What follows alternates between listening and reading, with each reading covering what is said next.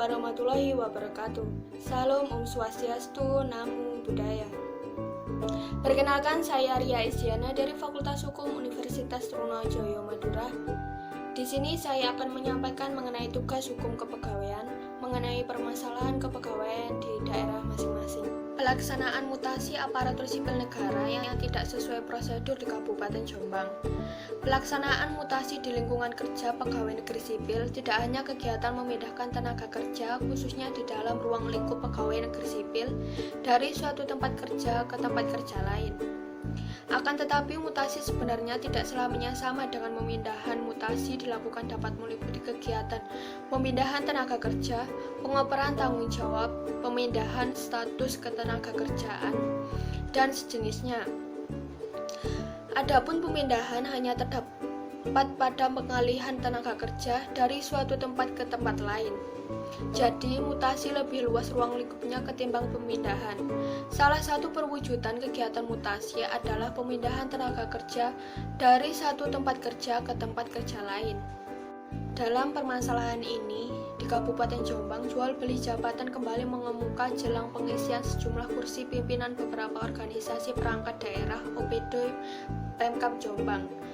Salah satu aparatur sipil negara menyebut proses seleksi yang dilakukan Pemkab Jombang hanya sebatas formalitas. Sejumlah nama disebutnya terindikasi melakukan indikasi menguat ketika salah satu calon yang mengikuti tahapan seleksi ini memiliki keyakinan lolos tanpa hambatan.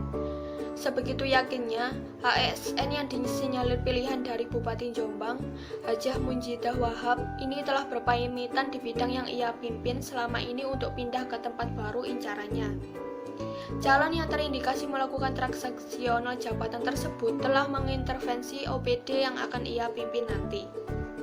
Aparatur sipil negara yang dikabarkan menjadi bagian dari politik jabatan tersebut harusnya memberi ganti rugi kepada para aparatur sipil negara yang mengikuti tahapan seleksi. Sedangkan pada pasal 12 Undang-Undang Nomor 5 Tahun 2014 menyebutkan pegawai aparatur sipil negara berperan sebagai perencana, pelaksana, dan pengawas penyelenggaraan tugas umum pemerintahan dan pembangunan nasional melalui pelaksanaan kebijakan dan pelayanan publik yang profesional, bebas dari intervensi politik, serta bersih dari praktik korupsi, kolusi, dan nepotisme.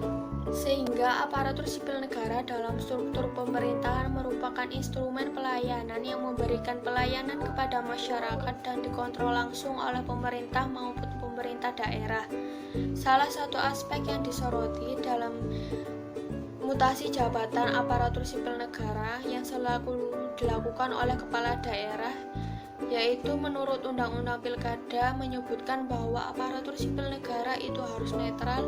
Selain itu juga agar pertahanan ini tidak melakukan politisi birokrasi sebagai calon pertahanan, karena bisa ada potensi kalau nanti mutasi hanya berdasar suka atau tidak suka, aparatur sipil itu sendiri akan jadi korbannya.